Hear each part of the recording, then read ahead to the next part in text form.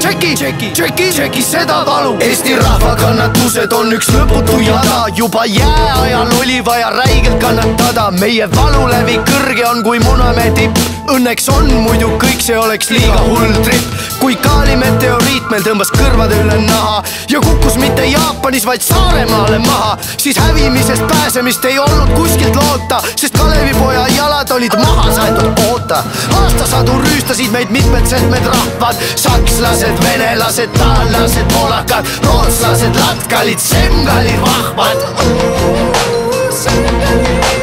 Teisel aastatuhandel tundus kõik algab hästi, aga võta näpust hoopis taara tappa kästi. Järgne 700 aastat lakkamatut orjust, sõjakatk ja nälg ja mitusada tuhat korjust. Nälja vahel katk ja katku vahel nälg ja vahete vahel nälga ette valmistav nälg. Kuna eestlastel on kannatusi umbes lilla miljon ja Märt mu kõrval ausalt öeldes üsna võikalt kilju, siis hüppan üle natukene uuemasse aega, et seegi aeg on pehmelt öeldes üsna musta laega. Päris orjus kadus 1816, kuid vabaks tegelt muidugi saanud keegi meist. Mõisaorjus, aganane leib ja kupp ja peks, ära palun lihtsalt veidi aega unda, eks. Kannatada rohkem küll ei jaksa meile näis, kuid eestlastesse mahub kannatusi mere täis. Ka 20. sajand tõi meil kamaluga õudu, tihedasti sõdu võõrast võimu toorest jõudu. Siberisse reis ja Luka ja vaikne viha, sekka defitsiit ja kangi jenki nätsu iha. Jõudsemegi täna päeva peale tuleb tutt,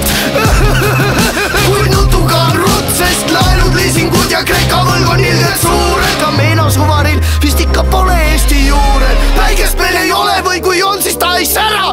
Kes küll kõike seda aitaks kannatada ära?